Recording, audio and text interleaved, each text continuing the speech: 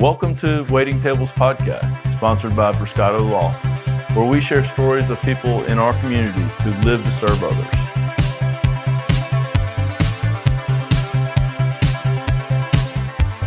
Well, man, thanks for coming on and doing this. Man, I'm excited about it. Yeah. I'm really excited about this. Well, I got want to start out. I've got a gift for you Nice. for your generosity with your. Whoa, Oh, it's not this man, heavy. you do is it? have hands. Ooh, look at that. What do we got here?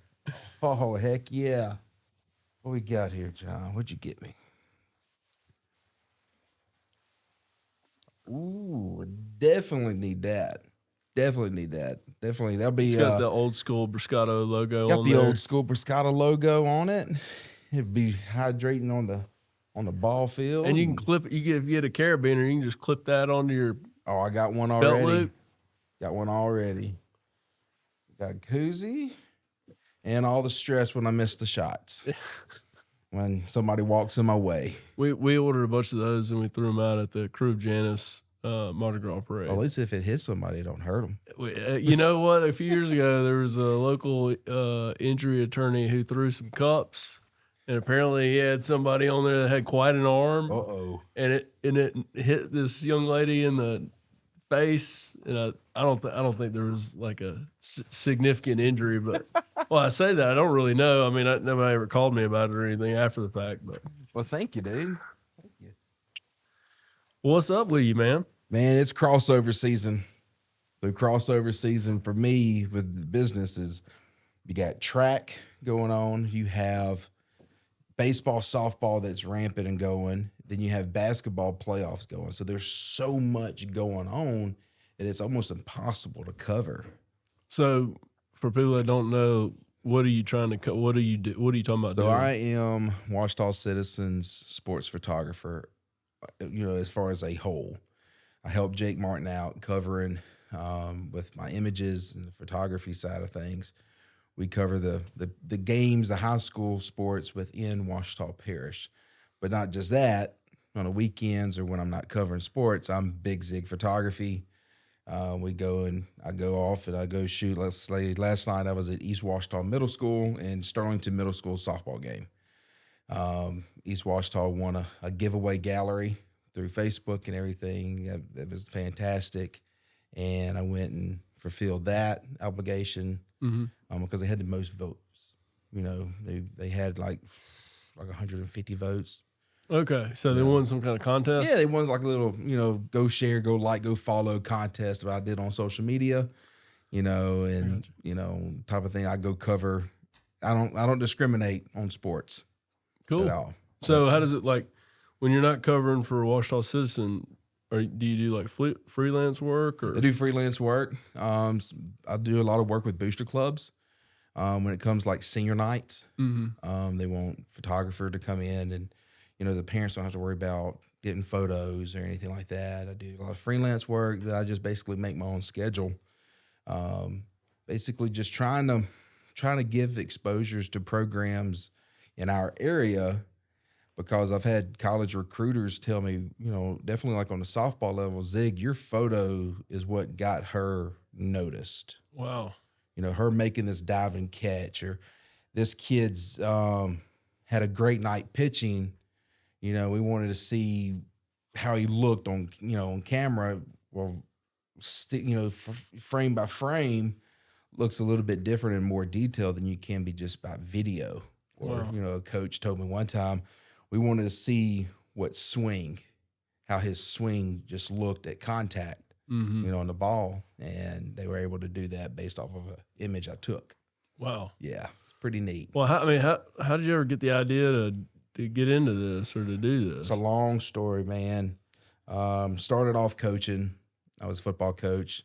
Coached at several different high schools, one junior high, and just got tired of it. But I fell in love with a picture back when I played that a guy, I don't even remember his name. I think it was Matt Sanchez with Hammerhead.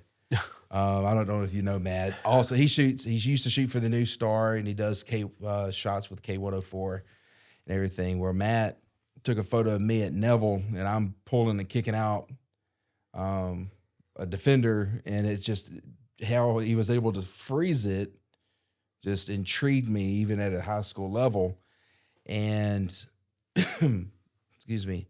And I didn't think about it, but I got done with coaching and I was getting my master's in educational leadership at LSUS. I said, I want to find something I can still get closer, stay as close to the game. Well, I was doing graphics for West Washita still. And I had bought my wife a camera to use. And it was like during COVID or right after COVID, it really just sat. We really didn't do much with it. So I started taking it to football games. And I said, okay. Then I ran into a gentleman, Tom Morse. The area knows him as Timo. Love you, Timo. Yeah, definitely going to give him the plug on Bigg Zigg. If it wasn't for him, it would have never existed the way, or it's blown up the way it has. I'm shooting a scrimmage game at West Washita, and he walks over there to me, and he's got this super nice camera, super nice lens, and I'm just like, oh, just in awe. Well, I just started asking him questions. And if anybody who knows how Timo is behind a camera, it's a moxie. It's a persona that he has, and he deserves every bit of it. Yeah. And he says something to me about, well, you just got to do your homework. I said, well, I got a notebook, and I can go get a pen if I need to. And, man, he poured into me. Week after week, he would give me his assignments. You know, basically, hey, try this out. Tell me the difference between this and this. And I just kept, he kept pouring into me. And it just took off. And it's crazy. Took off like how? It just, I immediately saw my images get better. And when that happened, people wanted them. And that's when I made a decision. Okay, I got something nobody's really doing to the extent that I want to do it at. Because I just don't want to be just parish-wide. Right. I don't want to be statewide. I want to be regional, right. wide. Or, regionally basically noticed. And with Timo, he was able to open that door with me with the Washita Citizen. Because, I mean, I know he's a private guy, but it's out there. I mean, he's had some health issues that's prevented him to pick up a camera. I mean, he hadn't picked up a camera since November, since a while. Wow. I just know he's almost been a full year of since his transplant. So it was like 6 months before that. So he hadn't picked up a camera in like 18 months. And that left Jake in a bind. Jake Martin with the Washita Citizen left him in a bind. And Timo's timeline and my timeline met, with I'm going up and he's, going down slope. And it was just the timing, talk about God's timing and how things happen in life that you can't explain or you didn't foresee happening, but yet it did. At the time it did. It was just one of those kind of things that you look back and you go, okay, this is why. And I enjoy it so much. It's been fun to watch your images, honestly. I mean, we really enjoyed every time you've covered one of our kids' games, like we've really enjoyed getting those photos and some of those photos are like kind of like. And then there's one photo, and I think you took it. It's not of one of my kids. It was of Owen O'Neill. And he's like, do you know what I'm talking about? I don't know. My favorite one is of Owen. My favorite one of Owen, I don't know if I could ever publish it. It's Owen. It's Owen. I love it. I love it. Yeah, and he's like reaching across the. Oh yeah. Like. To get more yardage, he's sitting down. No, he's sitting down. This is what it is, because I've seen one where he's reaching across to get more yardage. He's sitting down and he's pointing but first down. But he's sitting down and he's pointing first down. Yep. Did you do that? Yep. I was doing Yeah. That was like I think that was after I let Cassie play with the camera. maybe a little Cassie bit. did that. Maybe Cassie did it. Hear that, Cassie? Maybe that was your shot. I'm sorry I took credit for it. No, but that was a cool. Like he was like, you know, sitting. He was like sitting down, about to get up. Yeah, that was a Cedar Creek game Yeah, when they played Cedar Creek.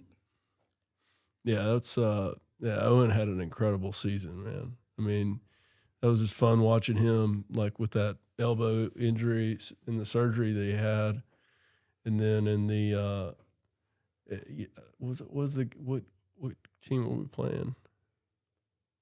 I don't know if you were there covering that game. It was a district game. Gosh, He was sitting out and he dressed out.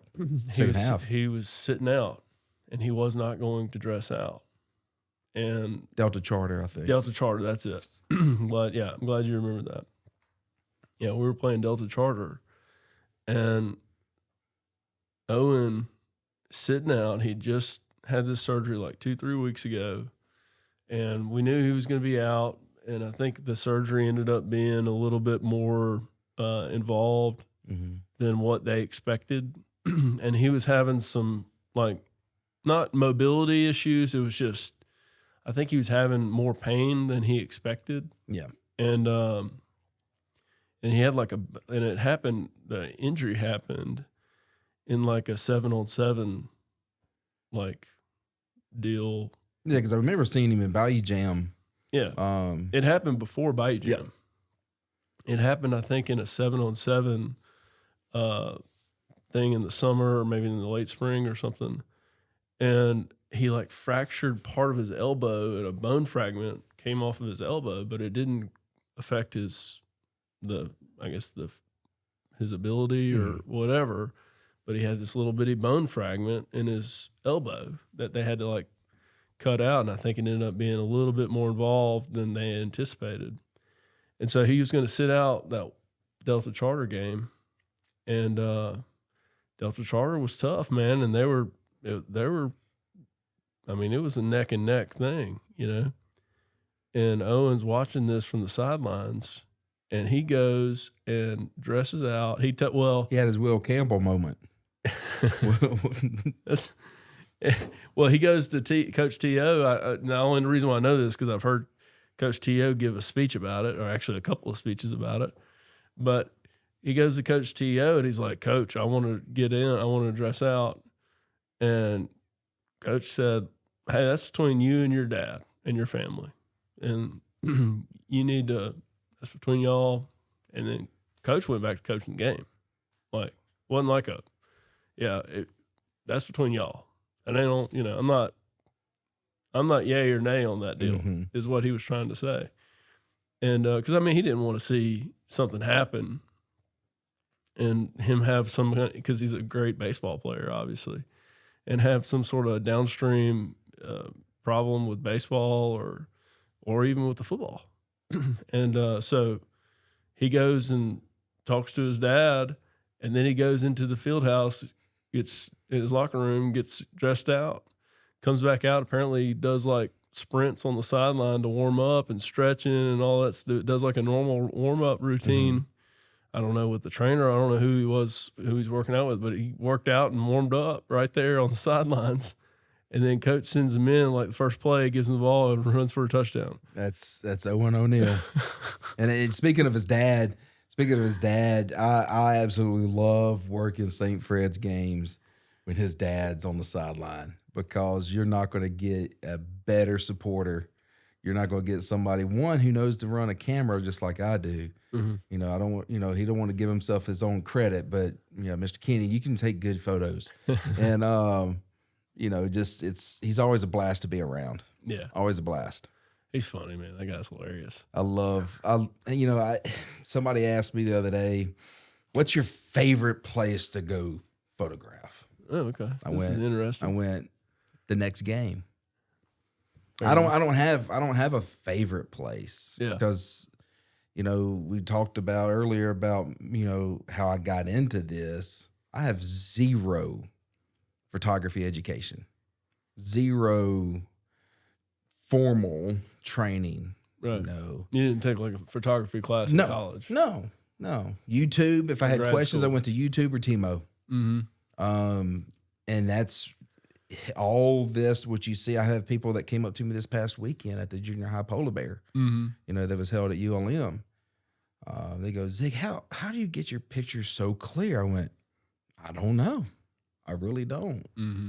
It's just, I know what I want my images to look like. I know how to do it inside the camera, so I don't have to do it in post. You can ask any videographer, any photographer, if you can get it right in camera, you're saving yourself time and you're saving yourself quality of the image, because you can overcook an image or a video quick. When I mean by overcooked, I mean it's over edit. Yeah. You can lose Too polished. Too polished, or it's too grainy, too choppy. Your frame rate doesn't match up with your shutter speed. There's so many variables that go on, which I know it could be very overwhelming for a lot of people. Well, it's funny, like, most people, the only thing they know about taking a photo, No, they just use a cell phone. this right here. I mean, they use their cell phone, and that's all they got. Oh yeah, I run into it. I hear comments all the time. Yeah. I'm not paying how much he wants for reservations. I could just do it on my camera. Go ahead, you're fine. That's fine. I mean, There's no knock to it. well, the problem that I see with that, and I mean, as a parent, like, I want to watch the game and experience it myself, and I would love it if somebody would take some great photos. I feel that way about, like, pretty much everything. I hate taking photos because I feel like I'm, like, stepping out of the experience. There's 100% truth behind that. I could say this, I saw a meme the other day on social media that when you're a photographer, you're expected to always have your camera on you, always. And with me being a dad of 3, and I'm already gone so many nights as far as covering games. And in the summer, I'm regional. I'm going to Kansas City, Oklahoma City, Mobile. I'm going to Dallas area. And When in the fall, you're going during the wherever summer, yeah, ULM's going, right? ULM. Then Friday nights, I'm where Jake is the game of the week. And, so when I get that time with my kids and we go to an event, I don't have a camera. People look at me sideways like, well, where's your camera? I'm being a dad. It's that camera can stay in the case a little bit. I said, because I want to soak up those memories. I want to be a part of it. Yeah. And with me taking the camera out of the case is like what you said, you step out of the moment. Yeah. But a job of a photographer is to seal up that moment that you can put on your wall or put on your desk. When you see it, your emotions immediately put you back in that place. Yeah. And I feel like my photos do that. When Owen pointed for the first down, or when that's an iconic photo. I'm trying to think other iconic. I know ones there's more. have. I know there's more. Or the Benji Lewis getting the water dunked on him after beating Neville to go to the dome. Yeah. Or the shot of oh my god, Waddell. what about that? What about that guy in that game? That story. Oh my gosh. And you were right. You're like in the front seat, like you're riding shotgun that whole deal. I'm right in. I'm from me to you with him, and I'm with my wide angle lens, and I had water that just went around me. Not a single drop of water got on me. If it did, it would have been worth. That shot would have been worth it either way. Yeah. It's insured. My gear is insured, so. But that photo right there is probably my number one. Wow. Because the shot of the water, and I would have to post it on my Facebook, or I'll let y'all post it with the podcast or anything like that, so people could actually see it. It's him with his hands up, and it's got the lights around him that are shining bright. And the guys are coming over him with the water, and all you see, and I have my shutter speed, which Nolan would like this. I have my shutter speed up enough that you can see the droplets hitting him. And it was cold and steamy, and I mean, it was just, it's up for photo of the year for the entire state. Really? Yeah, we're going to put it up. Jake wants to put it up. So who votes on that? this is my first year entering it, and I have to do it's. We still got a little time left because there's so many categories. Well, if there's something that like we can do to promote it, like let us know. It's like the board, the Louisiana Sports Writers Association board votes on it, and I'm going against the Ruston papers. I'm going against the Advocate. I'm going against the papers in New Orleans and Lafayette. So it's a big deal.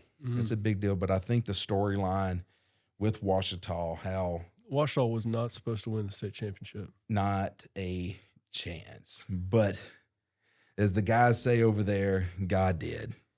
God gave them a chance and they executed. I mean, it's an absolutely story. They did it. An absolute story that makes high school sports absolutely special. Yeah, it's thrilling. It was thrilling. I was unable to go watch, but we were watching the game. I don't remember how that worked. I remember we were trying to watch it, and there's like some sort of new streaming thing, and we were trying to figure it out. And LHSA network and all that. At first, we were just watching like kind of like a play-by-play graphic, like which showed where they were on the field and who had the ball and how much time and all that stuff. And then we were able to pull up the actual game. Like I don't know if we paid to subscribe or what. I'm not sure exactly how that all went down, but I remember sitting there watching that game, and I was just like, this is absolutely thrilling. I mean, it was one of the best finishes to any high school game. And then for it to be the state championship when Ouachita was not supposed to even be in that game. Yeah, they were. Every team they beat within the playoffs, excluding Destrehan and Parkway and St. Lamont, it beat them in district. I mean, they were the underdog on every game almost. Well, it might have been every game after the season. They won one game in district. Yeah. One game in district. That tells you how, folks that know, that's District 2-5A. And I know some people around the state just got a nightmare, because I heard District 2-5A because it's Ruston. It's Neville, which Neville's dropping down. Yeah, Neville's going to 4, right? Yeah, that's going to be an interesting matchup. Western Rose staying. Right? Western Rose staying. Peabody Magnet, though, is coming up. Where's West Ouachita doing? West Ouachita's 4. Are they 4? Yeah. Okay. So they're lower. They're not at the top classification anymore. They're down. And, I think it's competitive. It's competitive. It moves some. Like whenever I was in school, West Ouachita was 3A. Yeah. Didn't you go to West Ouachita? I did. Okay. That was 4A. You were 4A when you were in school. What year did you graduate? 2007. Yeah. Okay. So I graduated in 04. And I remember we used to I went to St. Fred's, and we would play y'all in football, and y'all crushed us every year. But I understand that we were the only team that y'all could reliably beat. Yeah, West Ouachita struggled at that time. West Ouachita did struggle. Had some good coaches come through though. Real good coaches. Y'all's trainer just got a big. The West Ouachita trainer just got a big award, didn't he? He's well deserved. Yeah, well deserved. Doc May is Jansen May. He's worked on me. He there's no telling how many rolls of tape he put around my ankles and thumbs. Playing online, you're as only good as your feet and hands. Well, he made sure I was taped up because I sure enough had my problems with them. Yeah. And that's so deserving for him. That's so awesome. Deserving. That's cool that he was there whenever you were there. Oh yeah, he used to work on me. So when you're in the lead up to the Ouachita winning the state championship, like, were you covering their games and leading up to that in the playoffs? It really they traveled the first week. I was at St. Frederick's and Cedar Creek for the game because the storyline with Owen was it was good, and the story with Coach T.O. Was what Jake needed. So we went to that game, or I went to that game. He went to Ouachita St. Amant. So that was first round. Then second round, Washita traveled all the way up until the semifinals when they went to Parkway. Mm-hmm. And not Parkway, I'm sorry. They went semifinals when they went to Neville. Okay. So, of course, we went to that one. Yeah. You know, we got a chance to see Washita go to the Dome and first time in how many years? Yeah. And to beat Neville doing so, yeah, we're going to that. Mm-hmm. And it lived up to every bit of the hype. Yeah. Every bit of the hype. Oh, it was unbelievable. But yeah, that going back to that Cedar Creek game, that was a good game too. And we didn't know, I mean, like, it wasn't like it wasn't like there was no like surprise ending or anything the way the Washita was. Yeah, no doubt. No doubt. And you know, high school sports, you have your teams that are just pretty dominant. Mm-hmm. Okay. But when, I don't know, it just speaks about the game itself and the spirit of competition and how high school kids act. I mean, one things I do not miss about coaching football is relying on a 13 to 15, 16, 17, 18-year-old kid for my livelihood. Yeah. You know, and they said, "Oh, coaches can't get fired because of their jobs." Yeah, there's ways around it.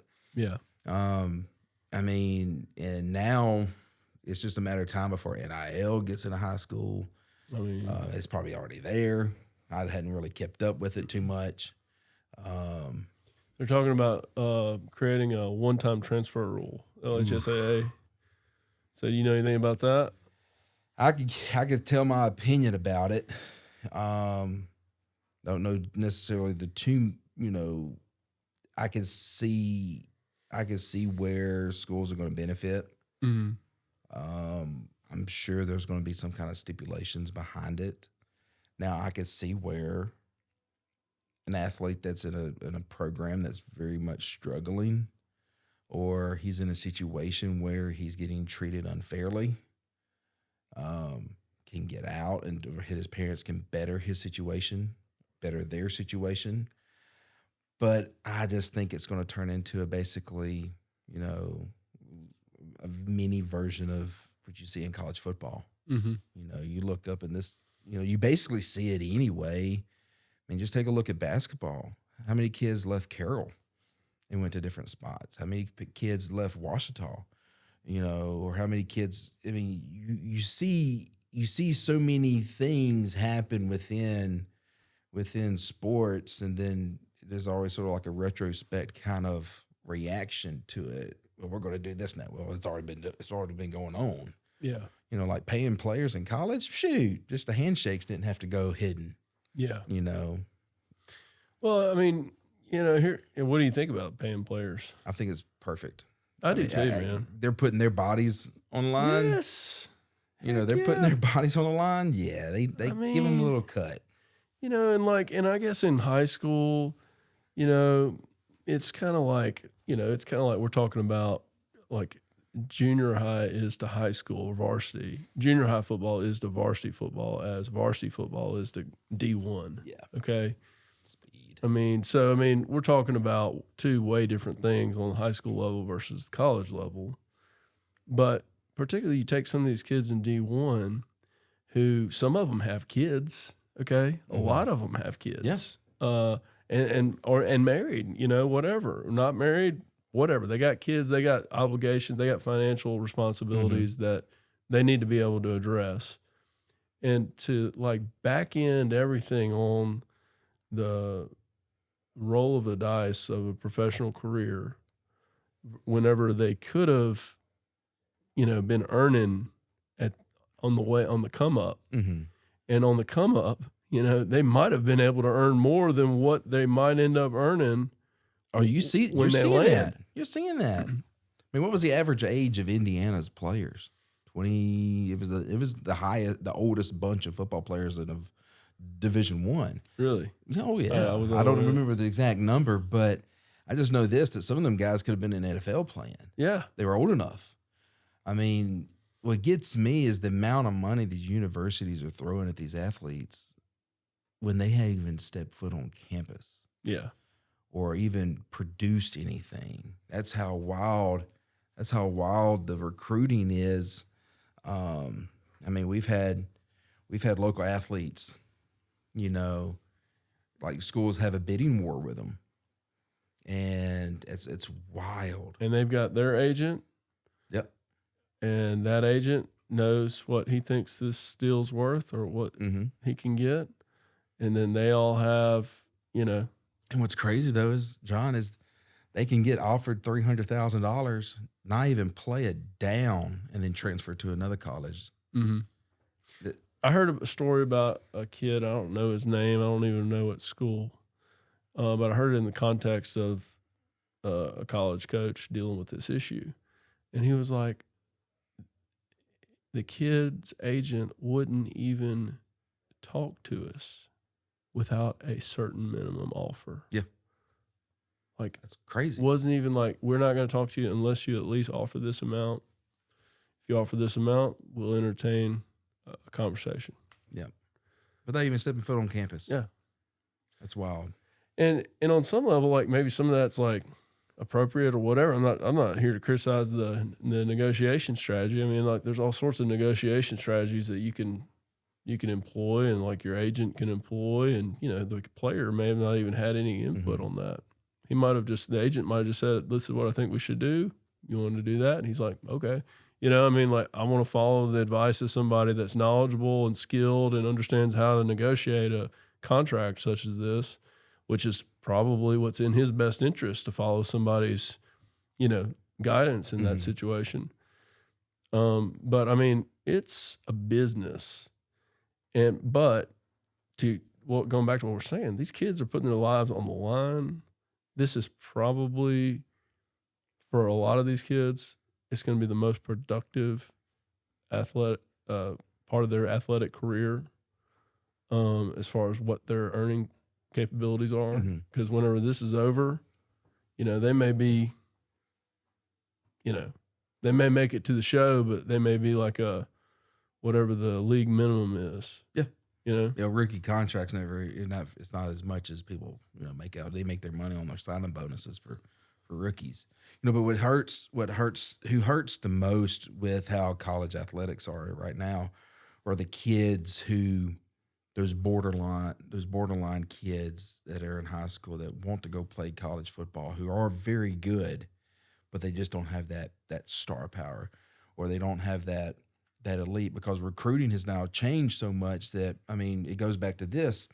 Would I want a lawyer who has 20 years of experience fighting injury cases, or a kid basically that just got out of law school? Which one? What would you rather, a veteran heart surgeon, or a guy just came out of medical school? Let's see his hand.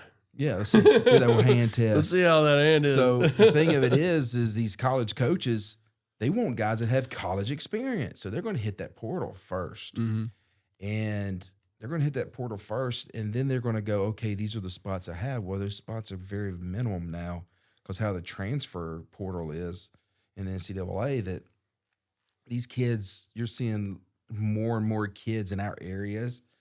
While 10 years ago they were signing with Tech, or not being real specific, but like Tech, and not a big college, but a big college, if that makes sense. Not your LSU's but your Techs and your ULMs, maybe your Mississippi College, or everything like that. Now they're signing more with the smaller schools because of how the portal is, because you just basically have to do your time to get noticed. Yeah, get some reps. Because like you said earlier, the game is junior high, in high school and college is so different, and it's the speed of the game. Yeah, I mean, and like the JUCOs and the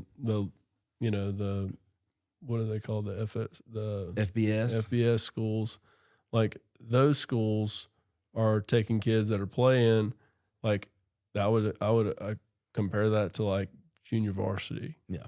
And then, graduate to D1, and then you take the guy that's third string or fourth string in D1. I mean, well, practice reps are still fast reps. Yeah. I mean, that's what's the crazy thing is, you look at all these JUCOs and all these Division IIs, guys that are getting signed by Division I schools, well, they've gotten time, and it goes back to experience.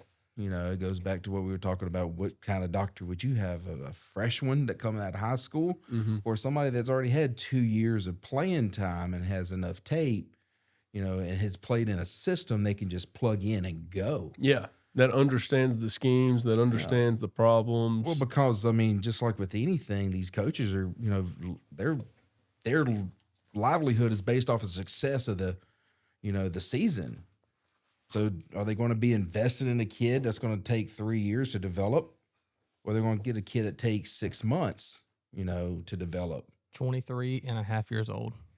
23 and a half for Indiana. What was the average age? What was the kid's name? Was it Ahmad Hardy? That was at ULM that transferred to Mizzou. One of my favorite ULM photos last year was of Ahmad Hardy. Well, he transferred to Mizzou before the season last year. Yes. Yeah. And now that right there. That's a rags to riches story, or whatever you want to call it. Wasn't getting recruited at all. Mm-hmm. Coach Vincent took a shot at him, and man, the rest is history. We're going to see that man play for a long time. Fingers crossed. I wish him the best of luck. So did you hear about his NIL package?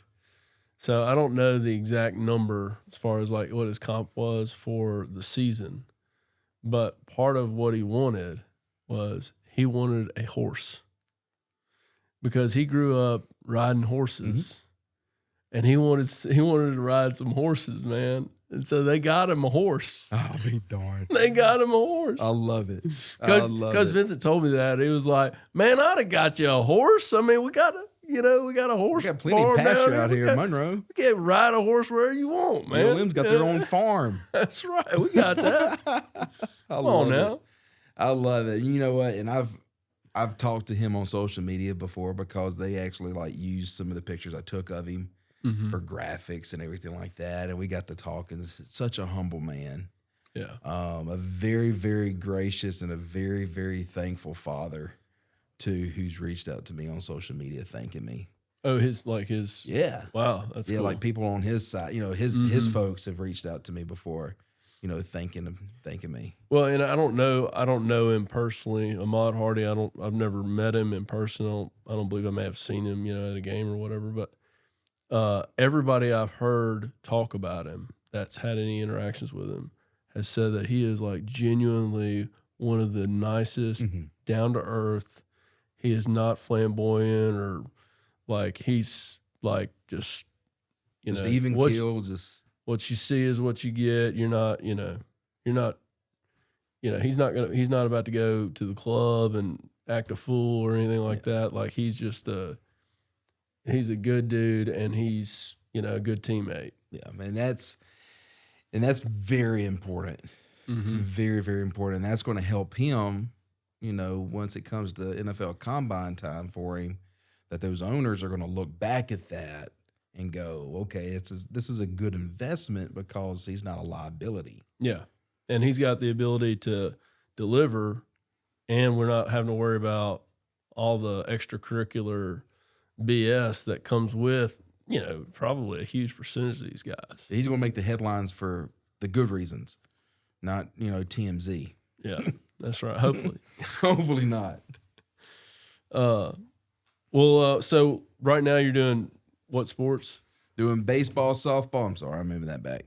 Doing baseball, softball, basketball. What do you see as like the powerhouse baseball and softball programs in our region? I mean, I would say region. Now I'll extend that region down to Alexandria for softball. What Coach Fry's doing down there in Pineville. Sinline softball this year is going to be pretty good because Menard's good. Ash is a lot better than what they've been in the past. Pineville's constantly at a very constant, at a high constant level in what they're doing. Up here in our area, I mean, West Monroe has a new softball coach. So How can you count out West? But I mean, but I don't know how you can. I mean, how can you know? I mean, that new coach is. They almost beat North DeSoto. Okay, so there's some stats out there. They almost beat North DeSoto. Okay, and Sterlington's going to be good. They got 5 girls. They got 5 girls that are out on back that are still playing basketball. Mm-hmm. Coach Tannehill told me the other day. But when I used to umpire softball, Coach West, he would never make the umpires feel like a fool, even if they deserved it. even if we deserved it. There's a reason why you said that. Yeah, there's a reason why he said that, because I see how he talked to the girls. He was never demeaning. Yeah, it's not about an ego. It's about, let's do your job at the highest ability possible. Yeah. And be a good teammate and have fun. Have fun. Yeah. Doing it. And I see the best coaches in my opinion, the best coaches are the ones that almost never make it about, and probably never make it about what the umpires or the refs do. Yeah. And I'm not saying I've seen a lot of coaches make it about what the umpires or the refs do, because sometimes I'll watch a game. There's a few games that I watch, football games that I watched last year, that I was like, dude, that the referee changed the outcome of the game. Mm-hmm. For sure. Mm-hmm. And but our coach, Coach T.O., he wouldn't acknowledge it. People said things like that. I may have been one of the ones that said something about it. That end zone end zone, I'll tell you what, it's one of my favorite end zones to work. Tell me about it. And but Coach T.O., man, that dude was like, nah. Like, he didn't give that any, he didn't even respond. He was just like, and because you can only control talking about what the the penalties, talking about the turnovers. I mean, that's we could have got a call here or there maybe, but I mean, it's irrelevant if you don't have the turnovers and the penalties. Exactly. You can only control what you can control. Mm-hmm. And human error. With me umpiring since I was 13 up until about 32. So were you calling balls and strikes, or balls and strikes? I mean, I did it. I did it all. I'm sure everybody that does it has to play both in the field. Oh yeah, you have your elites that I'm just going to do the plate, or you get your guys that I'm only a base umpire. No, you got to do both. Yeah. You got to do both. Did you have a preference? I'd rather be behind plate. Yeah, because my mind gets wandering. Did you just do softball, or did you do softball and baseball? I did baseball. I never crossed over. Did both. What I did was I did baseball majority up into a point where I didn't do it. I didn't do it for like 3 or 4 years after my mom passed away. And then after COVID, I saw, okay, there's going to be a massive need of sports officials, and they're still struggling as far as getting their numbers. Yeah. But I absolutely loved doing softball. So once COVID came out, the quarantine ended. Yeah. I did softball and absolutely loved it. Just hearing you talk about sports, it sounds like to me softball is your favorite thing to watch. It's pretty fun. Yeah. It's pretty fun. The community is so tightly knit because the travel ball is so strong in North and just the nation in softball. I mean, I could talk softball all day. Yeah. As far as who, programs, coaches, rules, baseball, it's there. Mm-hmm. I love it too. I mean, just this Saturday that I put some images out on my social media that I was able to catch just the very last inning of Sterlington and Halton. And they had a three game series. I think Halton took game 1. Game 2, Sterlington was down quite a few runs and came back and won it. Game 3, Sterlington was down and they came back and walked it off to win. And it was absolutely, we talked about programs in softball, North DeSoto, Pineville. West Washita's going to be good. St. Fred. I mean, coin flip. There's so many good softball programs in, you know, in Sterlington's baseball program with those guys that they have. One of my Who's their head coach? Mark Sims. Okay. You know, he coached at Washita. He coached at West Monroe. And I think, he's from West Monroe. He went to Sterlington. And I know they have Adam Dearman. Adam Dearman. I mean, it always helps, though, when you got Ben Sheets in the dugout. Oh, yeah. You know, you got Major Leaguer in there and his son, Miller. I mean, he may know a thing or two about he may know about his way swing. around to calling a pitch. He might be able to help with the swinging and stuff, you know, like. He one of my favorite stories is when I was coaching at Calhoun Middle School. I think it was Sheaver that's playing at ULM, was playing basketball for Sterlington Middle School. I'm doing the book, I was terrible at doing the book in basketball. Terrible. One, this is not a sport that I grew up playing. Two, I'm like, what's the difference? It's just a timeout. You know, what's the difference between a half and a full? You know, so every timeout was a half. We try to get out there as quick as we can. But this guy plops down right beside me on the scoring table with a massive box of popcorn. Say, you want some of this? It's going to be a long day. And it's Ben. So we just get to talking, you know, and getting to learn about him, and he's learning about me. And it's a funny story that we still tell. That's funny. You know, that I go to our chiropractor that I go to. He also works on Miller, which is a senior who's going to go to Baylor. And man, when I saw going back to Saturday, I looked up and it's Miller Sheets is at second. The game is tied because Miller hit a shot that tied it. Miller standing on second. Devin Downs, which is, you know, LSU, you know, guy, he's at first. And I'm going, oh, this is going to be interesting if the ball gets to the infield. And sure enough, Miller makes that turn around third base, and he's already got a finger up in the air going crazy. He throws his helmet.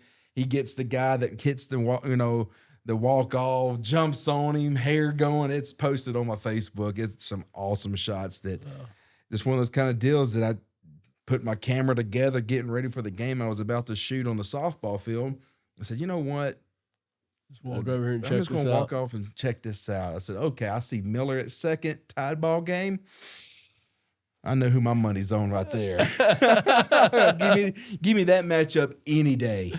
That's awesome. But, you know, I love the thing about baseball and softball is you get to hear the dugout.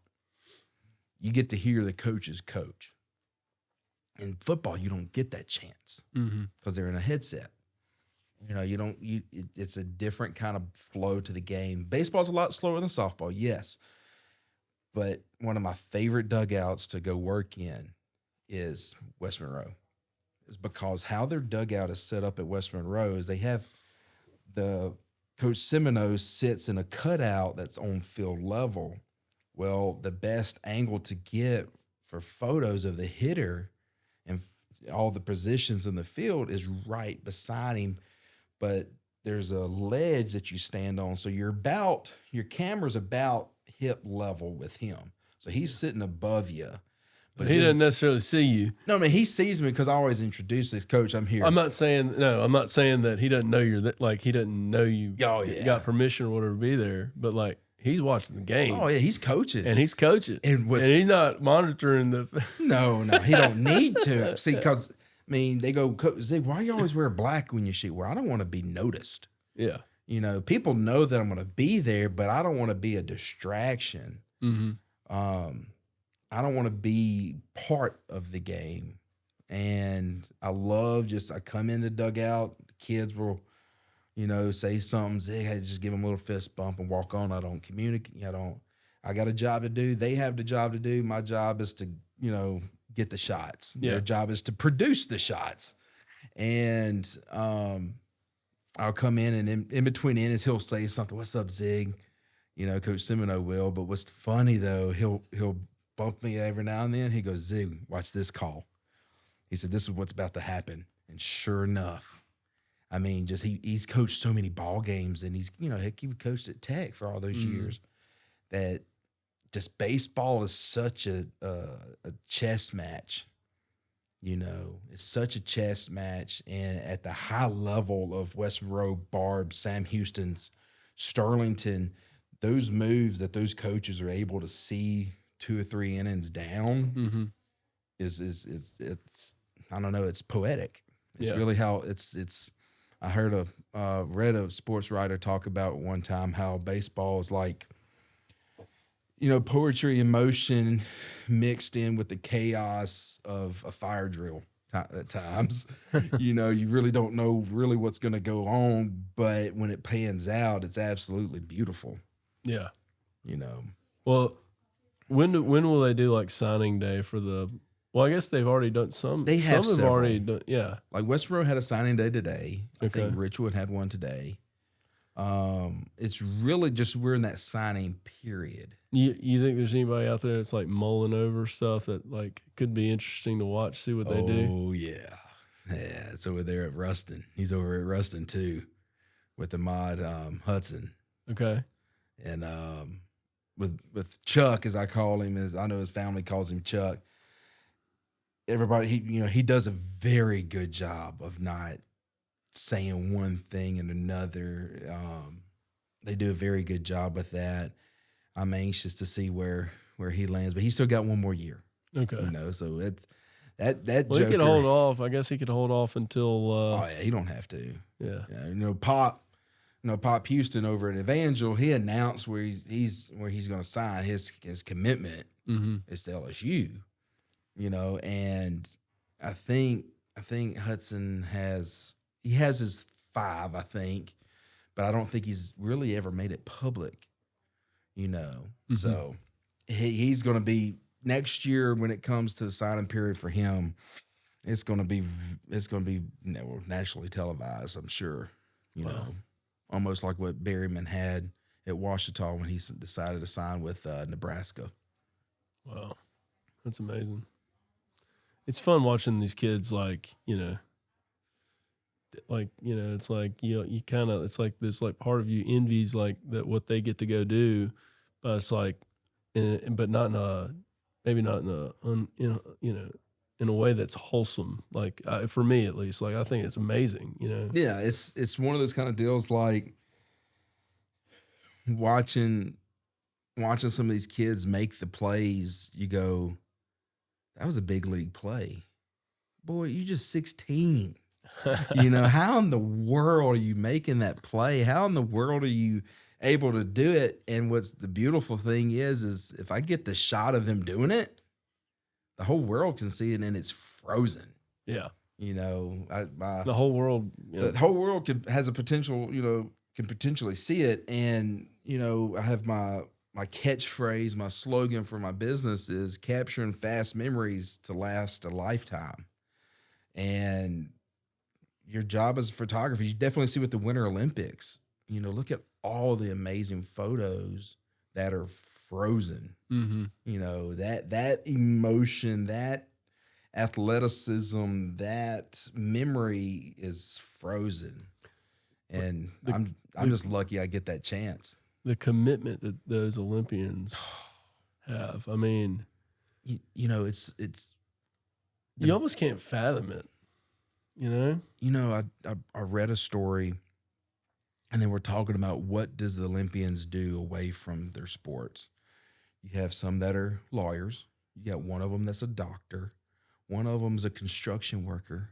One of them's they lay tile or sheetrock worker. You got one of them that's a mechanic. I mean, that just shows you that, I don't know, just the sport is pure, in my opinion, and that athleticism and athletics can take a community with so many different backgrounds, so many different ethnicities, so many different races, and you can compete and you're all one. It's beautiful. Mm-hmm. It's absolutely, it's beautiful. And that, I hate that, you have some folks that are trying to politicize sports, have certain hidden agendas. Yeah. between sports, and because it takes away from that the purity of athletics. Pure competition. Yeah. I mean, it's amazing. Competition's an amazing thing. It makes everybody better. Whether you win or lose. Maybe you don't want to hear it. Yeah. Because losing sucks. It sure does. There's times that I don't have good, a good session, a good game behind the camera. Mm-hmm. I mean, but you got to just grit your teeth and get better. Yeah. I mean, there's things that, we want to be the best and get everything that we can. But at the end of the day, you can only get what you got. Well, and like I've heard some, like junior high sports, it's always hard to find coaches. And, Yes.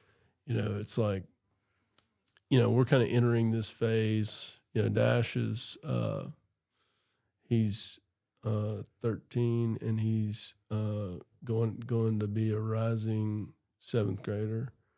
And so we're about to enter this junior high situation. And, we kind of heard some things like people, expressing concerns about the junior high. It's like, the main thing is like not winning and losing. Yeah. Like for me as a parent, I'm saying this, I want to see a coach that wants to try to teach the kids to not only the technique, but also sportsmanship and also how to work with other people on your team. Yes. Because in life, that's what you end up in. You end up being in a big team, and maybe you're the quarterback of the team. Mm-hmm. Maybe some plays you're, the person that has the towel. Yep. Or the cup of water or whatever. Mm-hmm. And, working toward a common goal is something that you're going to do for the rest of your life, whether you're, playing a sport or if you're working for a business or working for a school or whatever, And I think it's important life lessons that these kids are getting to learn while they're doing this, while they're in junior high, while they're in high school. And you know what? I'd love to see everybody get a chance to win first place every single time. Yep. But that just ain't the way life is. No. No, because you can look around real quick and life can kick you in the throat, and you got to be able to pick yourself up just like you got picked up after getting pancaked, or getting ran over or striking out or, get picked off or something like that. Mm-hmm. It's the same philosophy, and it's you see so many kids that are starting to bow out of that.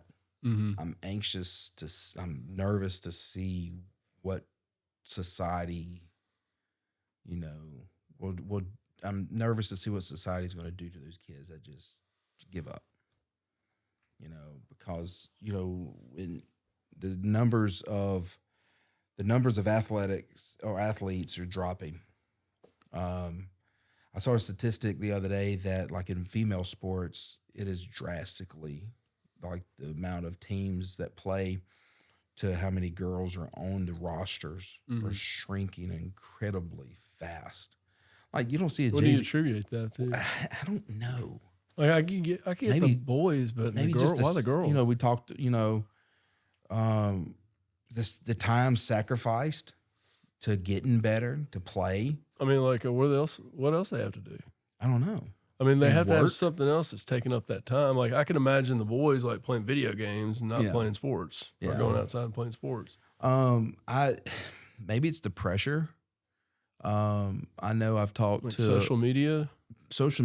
I've talked to several former athletes that stopped playing that were really good, and they basically said the pressure got to them, that they were getting so overwhelmed because so much added pressure was put on them. Yeah. It wasn't just the game. Like, are they doing too much too young, you think? I think it's it's outside sources. To be the absolutely best at 9, Right. or to be the best pitcher at 12, or why isn't you're able to hit it out by, but it goes back to, okay, how much parents are investing in these travel ball tournaments, how much money is tied up with it, how much do lessons cost, and how how many times are they going to these lessons? Yeah. And so parents, I think the pressure that comes from the parents is based off of an investment. They know how much time and money they're on their third mortgage. What do you think? It's the parents making the decision, or you think it's this? I think you see it in high school with a girl basically, or the athlete in general, not just a female, that the athlete just basically says it's enough. Yeah. And they get to that age level where they can actually vocalize that. Yeah. You know, I get that, especially with the kids that play a lot of travel ball and whatever sport they're in. The biggest excuse that I would find, it's no longer fun for me. Yeah. Well, it's like this, and I recently we kind of deal with this a little bit at home. Colby grew up playing baseball, doing travel ball, and this year he decided to step away from baseball. Wow. And I'm not here to say like what Colby thinks or what Colby said, because honestly, I have kind of stayed like Switzerland. Mm-hmm. Like I was in favor of him making a decision before the season started, and if he had decided to play, he was going to finish the season as far as I was concerned. But I didn't want to put any pressure on him either way, and I didn't. I just let him make a decision. And but what I'm observing, and this isn't me not repeating what he said or what his feelings are or whatever. And I don't think it was the coach. I don't think it was his teammates. Mm-hmm. I don't think it's the school. I think he made a business decision. Yeah. And I think he ultimately, and I'm not saying that because he told me that. Yeah. I'm saying that because he made a decision, and I'm familiar with what goes into making such decisions. Yeah.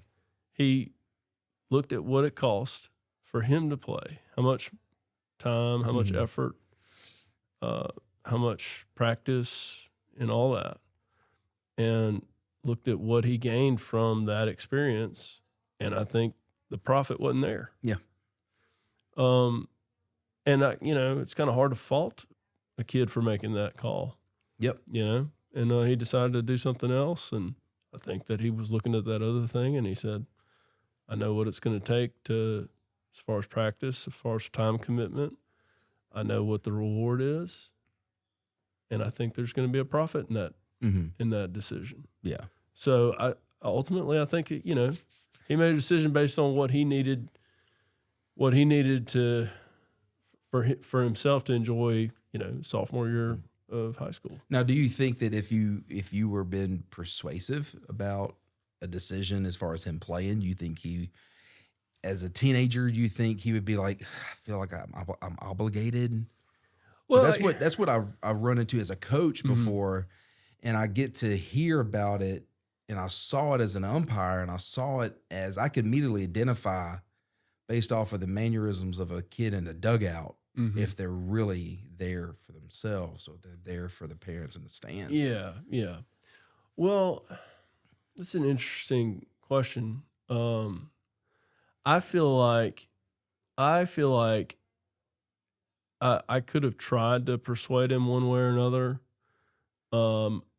and he might have listened to me, and he might have not.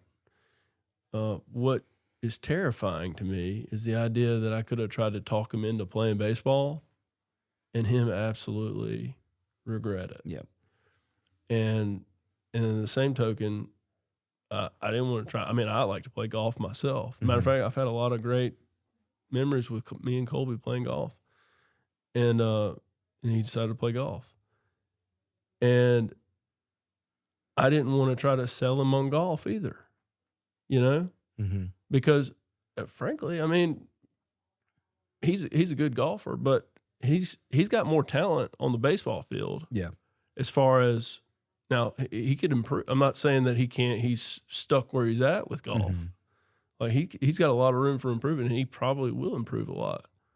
And I've seen him improve a lot in just a very short period of time. But like he plays baseball at a high level. Yeah. Like whenever he wants to play. And if he didn't want to do that, if he's willing to give this up to do something else. Like I said, the only thing I think he made a business decision. Yeah. And that's why, I mean, but he didn't he's not telling me this. I mean, disclaimer, like he didn't share that he didn't bear his heart. I'm just making the observation. You're observing, as you said, Switzerland, Yeah. As far as what's going on. Yeah. I cringe at hearing the stories where like the family dynamic is absolutely ruined because the kid makes a decision, and it's wow. And it guys, it's just sports. Yeah. It's just sports. Yeah, just have fun. It's not a major life decision, life or death. It's not do I go do drugs or do I not go do drugs? No, do I go basically play a game? Yeah. And there's a lot of virtues to this game. And that's a massive thing that I'm seeing in youth sports because I travel all over the South during the summer to different youth organizations. And so I get to see the good, the bad, and the absolutely ugliness that goes on at the youth level. And my heart breaks when I see an athlete just is overcome with emotions because of the added pressures that they have no business dealing with. And it breaks my heart more when I hear about, okay, hey, this pitcher was really good.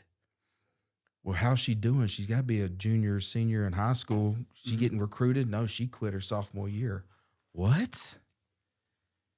Well, what happened? She had anxiety and all the emotions and everything like that. She just, the pressure got to her, and you see it. You see it so much.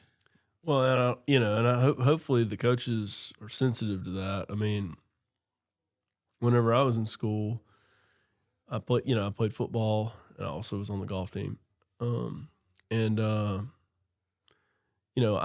I was not any kind of like, athlete. Like I definitely was. He's humble. No, I'm definitely not. It's like, I didn't, there's no NIL deal waiting in the wings for me. My NIL was Chiefs Hideaway in Calhoun, the old burger joint in there.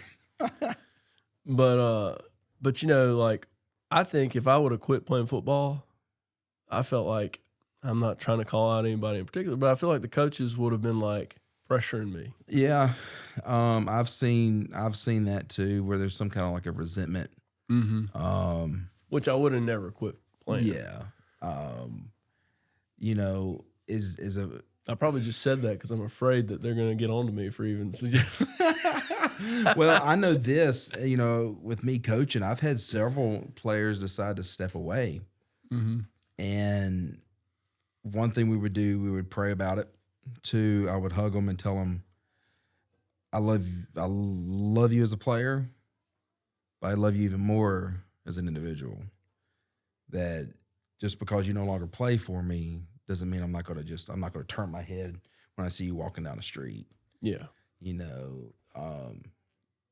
I wouldn't say I was necessarily a player's coach, but I invested into the kids. Right. And that was the way I coached. And it just, I see it. So what remind me what sports you coached? I coached football. Okay. Dabbled in baseball a little bit, dabbled in golf a little bit. But because umpiring this spring, so I was always tied up into doing that. I got you. Because I would stay busy just about like doing the camera work. I would stay busy just about every day during the week. Yeah. And even on the weekends, calling baseball or softball. You ever see yourself going back out there as a coach? People ask me that all the time. And as much fun as I had coaching, being able to cover multiple sports or multiple schools, not being tethered to one. And I say that it's hard for me because I teach at Ouachita, teach digital media. But being able to learn about the programs, learn about the kids and the coaches,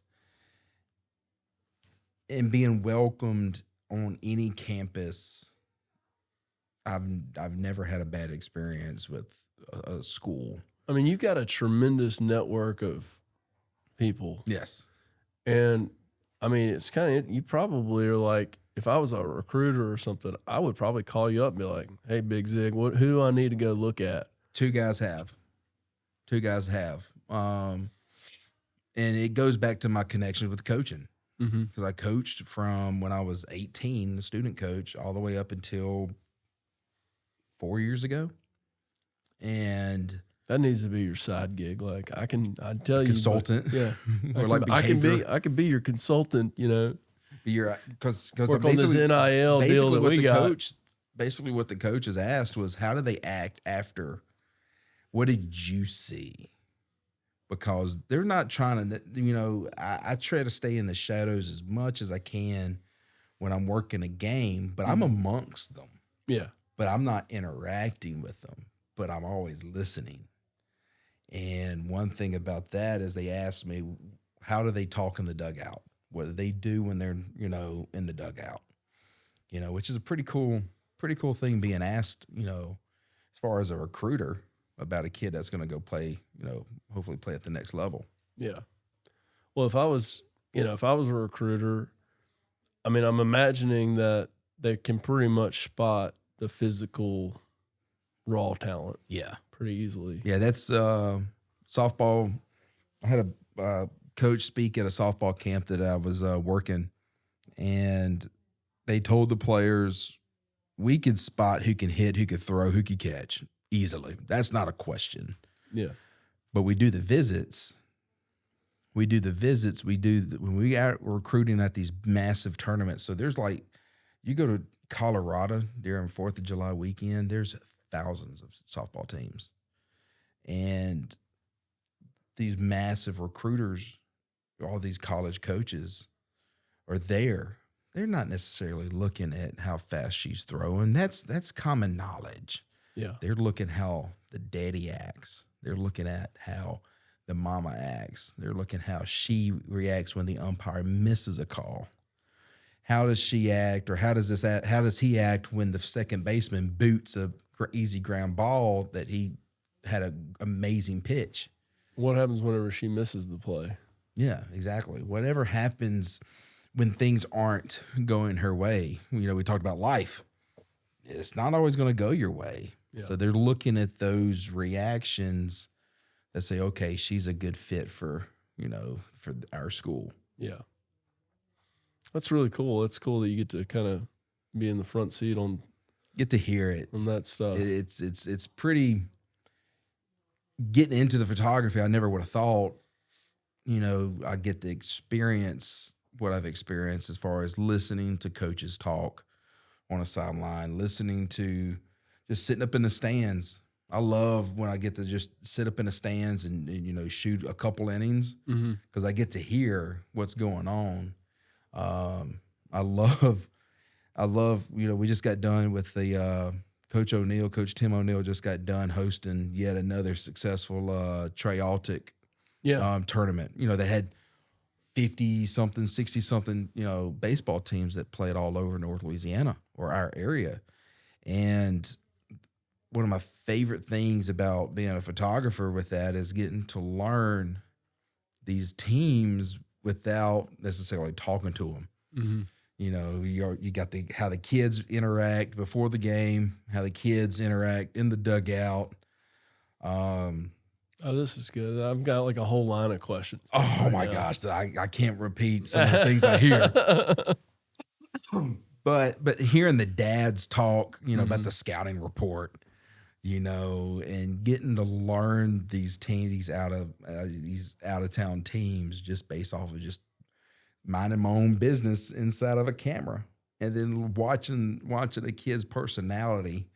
You know, what's funny though, we talked earlier before this podcast started, you know, Kobe in soccer, but you know, Kobe in football, you didn't really get to see his personality. One, he's masked up. Yeah. You know, and it's so football. It's football. He can't really catch the facial soccer? expressions. Did you get to see Colby make some facial expressions? Oh, facial expressions, him being goofy, being a teenager. Yeah. Him bundled up in everything possible. Oh my gosh, that was picture, the first game. Yeah, I remember that. the first game he played in. Yeah, and where was that at? that was at Sterlington. Sterlington. But you know the wind always blows at dude, Sterlington. Sterlington's field is the coldest field I think I've ever been on. Yeah, like Because even like, after the wind just like even after rips the through ice there. storm moved through, they were supposed to play OCS, I think, for like senior night or for OCS senior game, something like that. And those two fields along I-65 stayed frozen for so long. Yeah. You know, Dude, that wind just rips through there. I mean, it could be 60 degrees, but it feels like it's like 40. yeah, You know? exactly right. I mean, just crazy. I remember that one game we were up there, and it was not like super cold day, and the wind's blowing. I'm like just frigid. Oh yeah, But they have a beautiful facility, you know, for sure. we are blessed in North Louisiana for some beautiful campuses. Mm-hmm. I just can't wait for what West Washita looks like. All right, here's my questions. Okay, let's talk rivalries. Okay, What do you think? Like, give me like the top 5 school rivalries in this region. OCS St. Fred's. I'm not going to list them in particular order, but I just know this. OCS St. Fred's, you know. Dude, it's so bad. We had a JGS game Really? With Dash? at OCS. Dude, I'm going to tell you, man, like, those kids were fighting for their life. I mean, it was intense. And, like, OCS, to their credit, they got up like 16-2 in the first quarter or second. It might have been in the middle of the second quarter. And this is like 6th grade basketball, okay? Wow. And Jason Kosick, okay, I don't remember what exactly the score was at the half, but it was like, I think it might have been like 18-4 or something like that, or 18-6. And Jason Kosick like gave them like this, like, you know, like Fiery. you just Fiery talk. y'all gotta like it, you know. I mean, he could have freaking won an election or something after that, you know. And he pumps them up, dude. They come back and they get it at 22-22, tied it up, and then OCS hit like a 3-pointer right at the end, and it was actually an and one, and he got fouled, and he made the free throw. So they got 4 points right there at the end, and they beat us. But, dude, that 6th grade basketball game was intense. Was ridiculous. I mean, it was absolutely ridiculous how like everybody in that whole place was just like, you know, it was like mini St. Fred's versus OCS. Yeah. You can't go out without saying anything. And I know Carroll has sort of had a downer, you know, sort of declined a little bit over the past couple of years, but anytime you get Wassman and Carroll together, it's fun. Who's the better one? As far as right here now, is Wassman. Is Wassman. Yeah. I mean, girls basketball speaks for itself. They're going for number 5 this year. Yeah. Wow. I mean, Coach Otis and them. Yeah, he's had a good run. You know, I talked earlier about, you know, working at schools and absolutely loving it. Wassman is one of my favorite places to go work because I'm always greeted, at a level that makes me feel so appreciated. You know, I'm so appreciated by them. And like when the principal shows up and shakes your hand, asks you how you doing, how's the kids doing, and they hand you a bottle of water, you know, before a basketball game, you go, okay, I love this place, you know. And Neville Rustin, you can't get away from Neville Rustin, Neville West Monroe. It seems like every time I talk to somebody, it's like everybody just does not like Neville. It's always a rival when they play Neville. Marshall Neville, West Monroe Neville, Rustin Neville. Like, man, Neville's catching all the strays, you know, catching all the strays. Poor old Neville. Oh, Neville. I'll tell you what, you ask some of them guys over there, just poor old Neville. Poor old Neville. Yeah, Neville.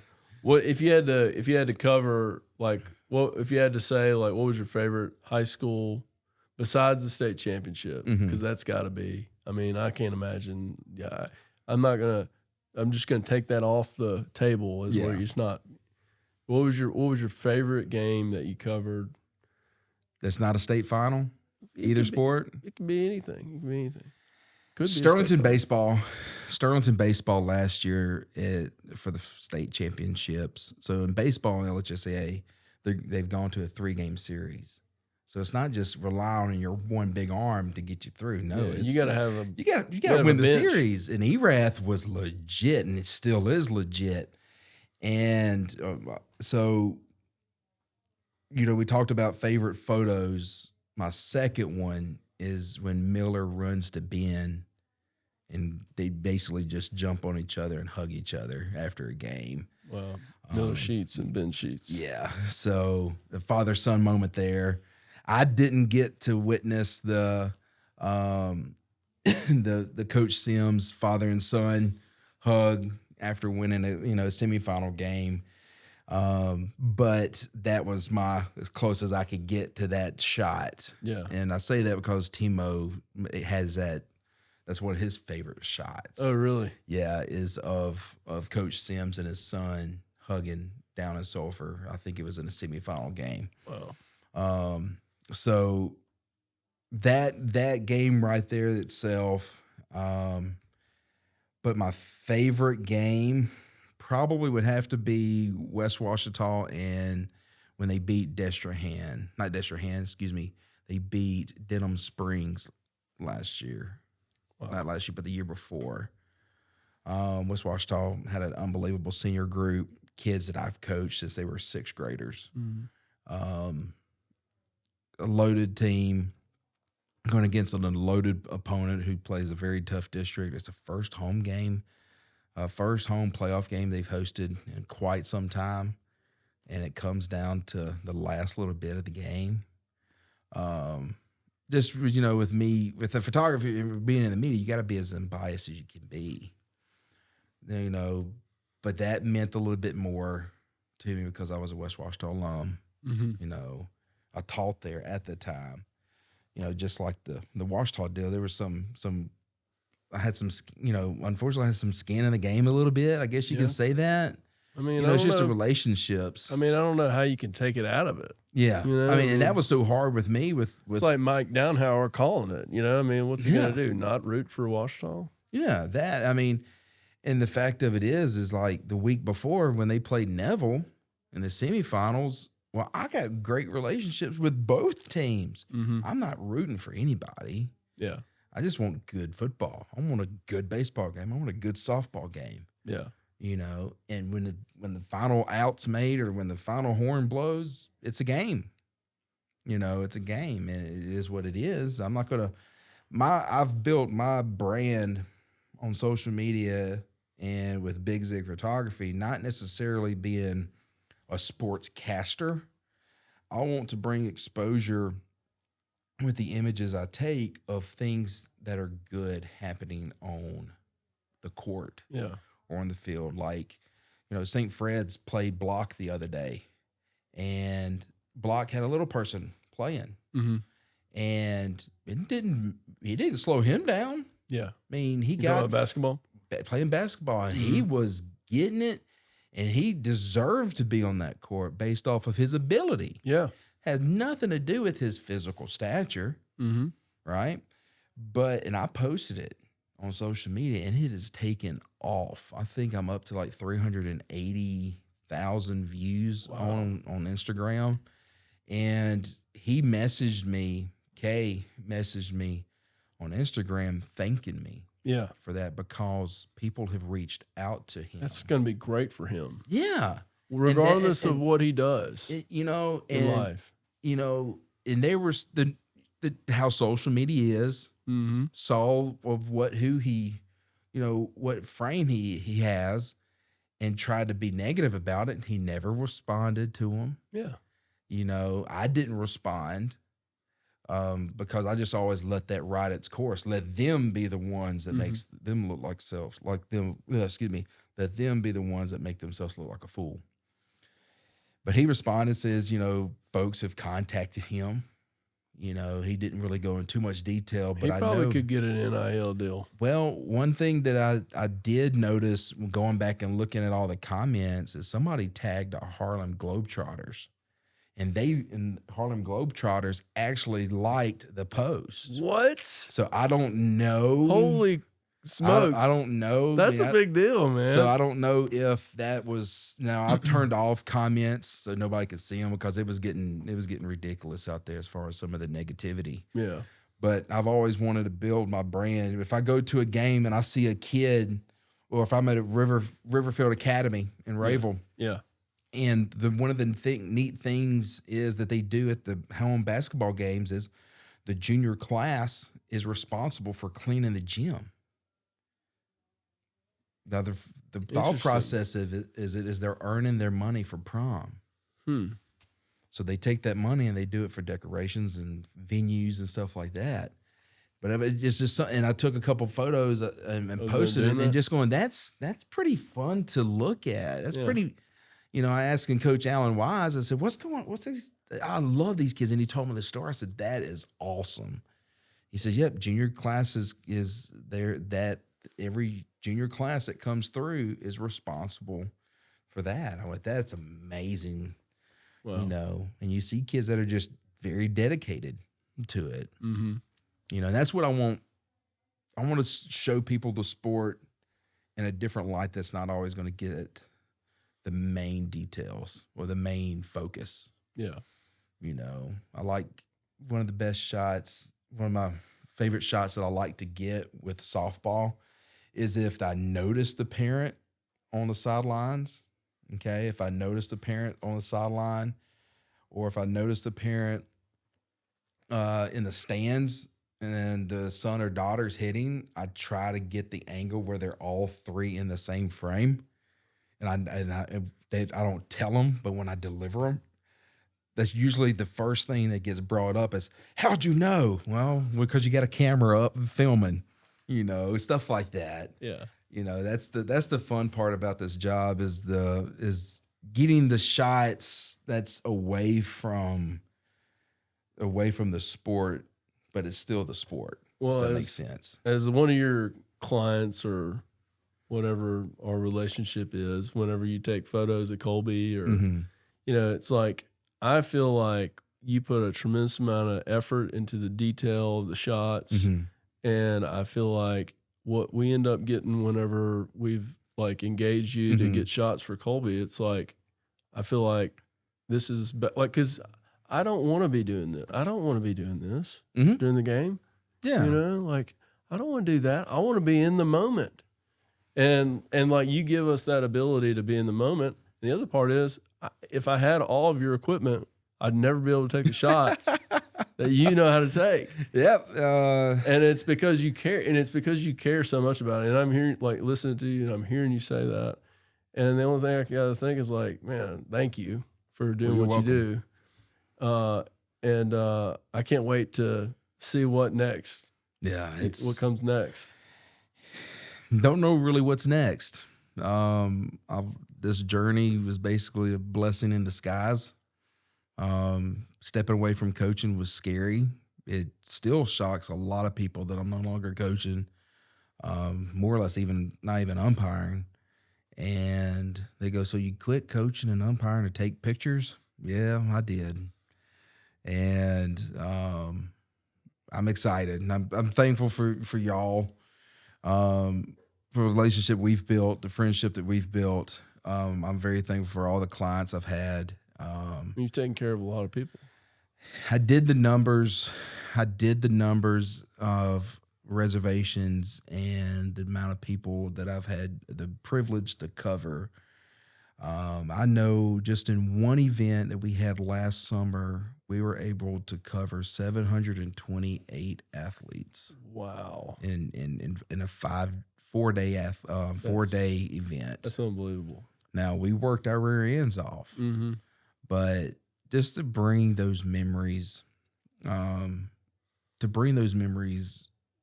is just, I don't know, it's humbling, and hopefully my photos speak of that.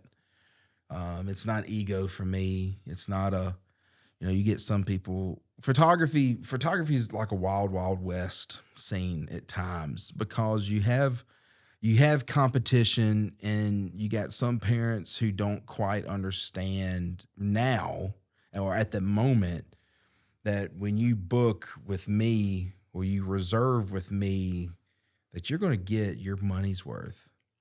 I mean, like when a parent reserves for me, my average reservation fee at football game or games in general is like $50 or $60. Mm-hmm.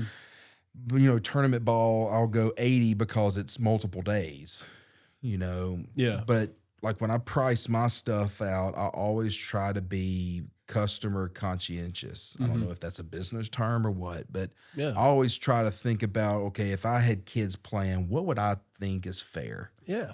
And what would you want out of it? Exactly. And then that's why my pricing has always been based about that. But I had to learn early in the business that you got to understand what self-worth is. If you're a photographer and you give yourself your stuff away for free, one, you're not getting anything in return. Mm-hmm. And our society is basically the way they want is if I can get it free, it's like off of the bedtime stories with Adam Sandler, free. When they got Rob Schneider talking about with the gumballs and everything like that. And it's when you give yourself up for free, you gotta factor in, okay, is my time away from my family worth free? Is the amount of money that I've invested in my equipment worth free? Is it free? But it's a process a photographer has to take. And and to that point, no, it shouldn't be. The answer is obviously not. But I would say too that you do it's always worth it. Mm-hmm. It's always worth it because like I said, to try to recreate what you're doing. I mean, it's impossible. You can't. Even if you have the equipment, you don't have the knowledge or skill or the ability to enjoy your kid's game and take that photo. Yep. And it's a matter of you get the images that a professional like you can take versus, maybe a grainy cell phone photo with zoom at 36. Yeah. And it's like, well, it goes off, and she's going to blush if she ever hears this, but Miss Susan Taylor, that works with the Warrior Foundation. Yeah. So that camera and lens is actually my old camera and lens that got me started. Wow. And that, I first got to meet Miss Susan, when I was umpiring softball. Mm-hmm. And she was borrowing a camera, and I walked around and I said, Miss Susan, can you give me a couple pictures? She got a couple pictures of me. I said, okay, cool.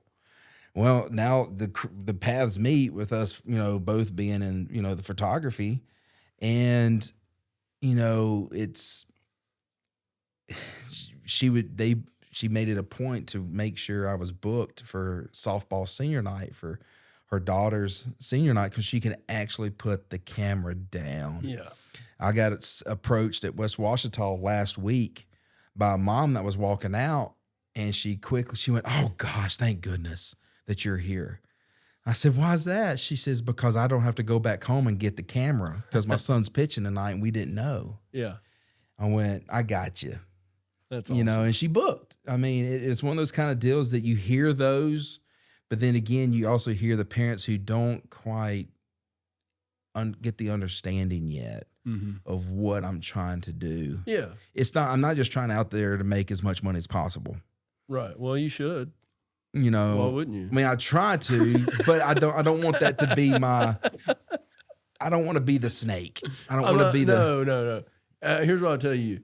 You shouldn't feel like some kind of self-loathing because you're trying to make a profit. Yeah. I mean, I'm just telling you what I'm as a friend, Yes, sir. Like you gotta make it worth your time and worth your family's time for you not being there. Cause you are working oftentimes when you could be spending time with your family. I need 28 hours in a day, really.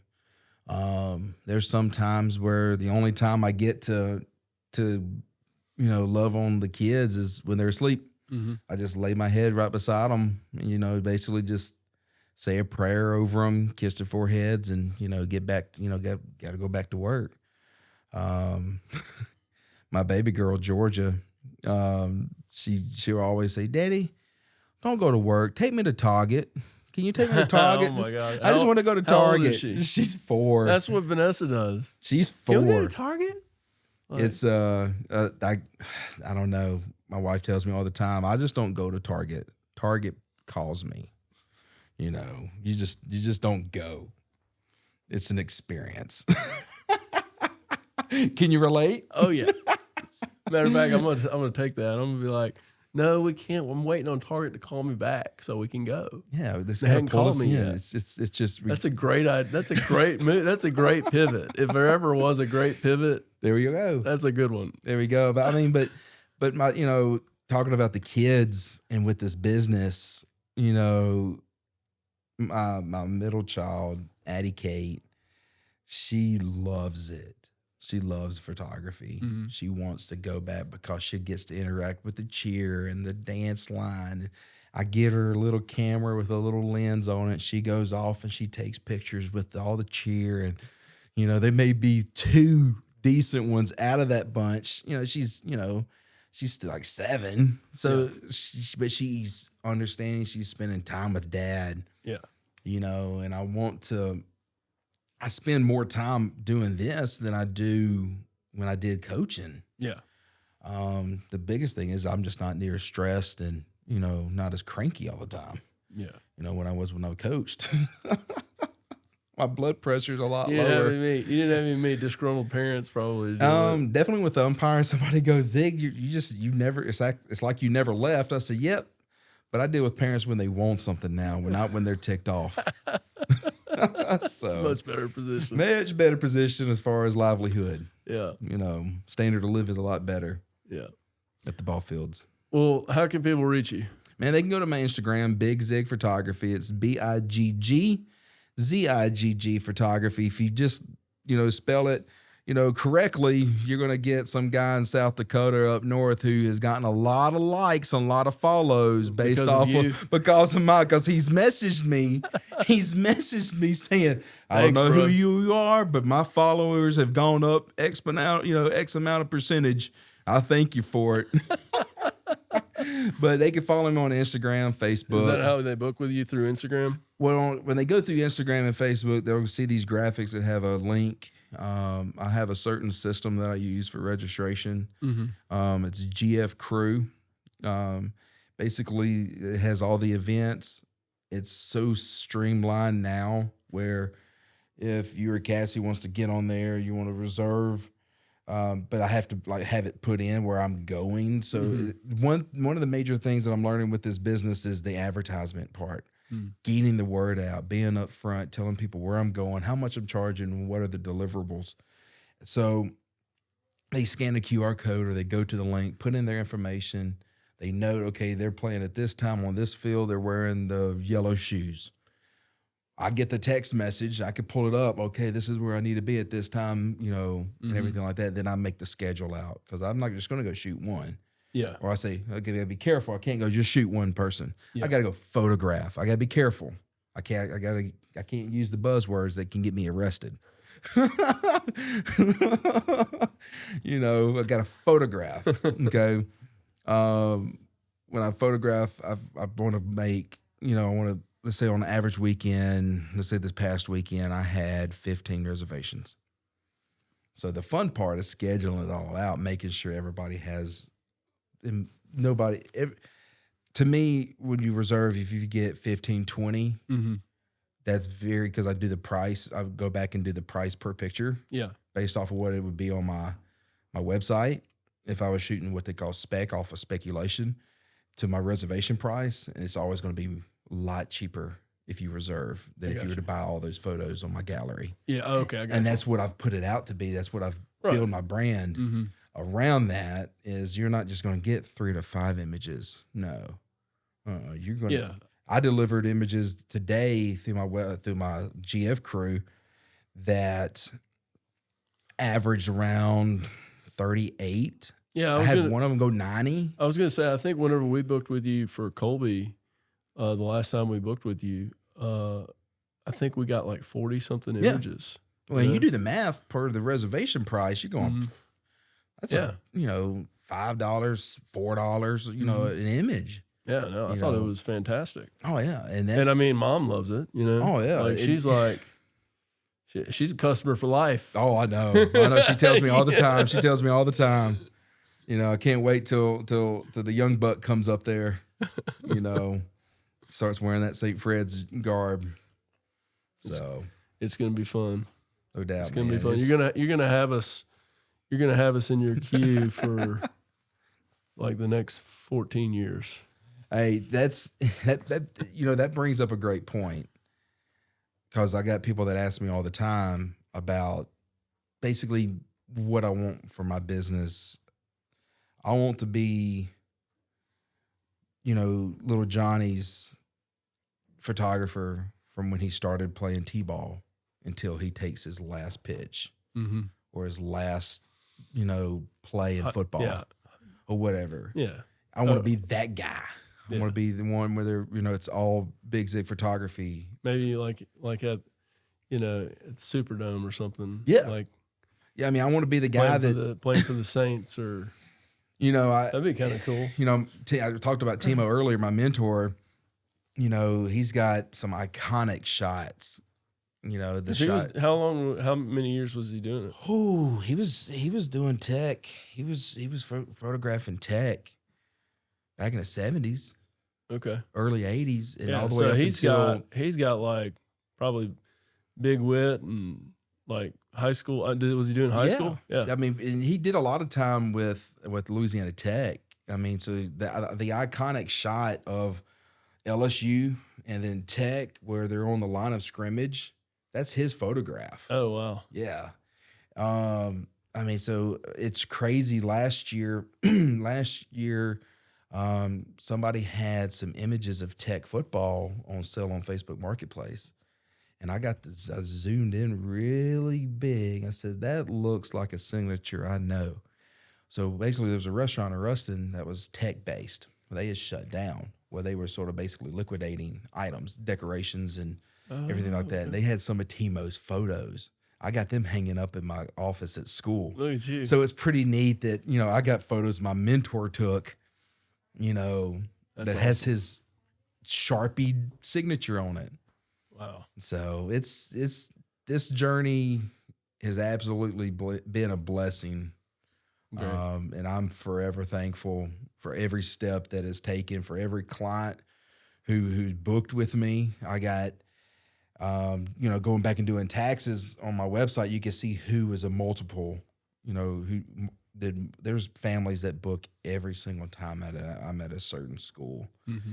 And that right there is just so remarkable and humbling, on my end, because they're investing not necessarily in me, they're investing in my product. Because you can give a sports image, I can give you the camera and all the knowledge about a camera, say, okay, this shot's about to happen, and we take the picture at the same time, and it's going to look different when it's all said and over, said and done. One of our fun things that we do as far as local photographers is we send each other a shot, says edit, and they edit however they see fit. And what's fun, when you get them back together, the differences amongst the same exact image. Nobody has changed the shot, but they edited it a little bit different. And that's the signature of my images, is how I edit. Mm-hmm. And it took a little bit to get going with that. Just like you got to find your purpose. You got to find what works for you. You got to find out. I was trying early on in the side of things. I was trying too much. I was going to do this one black and white, do this one blurred, like the motion blur that you see on Instagram and all. No, I want that individual that's inside that shot, inside that image, to feel comfortable showing that to their grandkids. Because ideally what we're doing and what I do, definitely with the Washita Citizen, is we're documenting a historical event. Yeah. and it's our job is to make it as real and relatable as possible. And that's basically the background as far as Bigg Zigg photography and the style and everything like that. If I get crazy, it's black and white, and it's not it's true black and white. I put one out last week with Gavin Polk, who's at OCS, who's a first baseman and pitcher, and he's a heck of a kicker. Glad he's going to go here locally to ULM to go kick footballs. I did a black and white, and it had like a Nike ad, a feel to it. And so I put "Just Do It" behind him, edited it where he's in front of the font. It looks so good. That's awesome. It was so awesome. I can hear the passion in your voice when you talk about this thing. And it's amazing that I never knew that my dad says, "Bubba, I never knew I would have a son in the arts." I said, "Well, I didn't know either. I said, "But it's been a blessing." You need to get some like rose tinted glasses. Yeah. No, I'm trying to rose colored glasses. Them with my big white head, they look like little bitty frames on me, just stretched out. Dude, thank you for coming in, man. I've enjoyed it. This has been a great conversation, and I've definitely learned a lot more about you than I expected. But I think in a good way. But it was really fun. Was just talking about all the sports. Yeah, we need to do it more often. Yeah, this is great. We can have like a sports episode. To break things up a little bit. This is it right here. Yeah, we need to have it more. Yeah, maybe help me get a little preview. Get Coach Lewis in here. Coach Lewis, have some coaches in here, have a little season preview as far as local sports. Yeah, and I would love to get Coach Lewis in here and talk to him about that game. I'll tell you what, he would absolutely love it too. Okay, well, let's make it happen, man. Yes, sir. All right. Let's do it. It's good seeing you. Yes, sir. You too.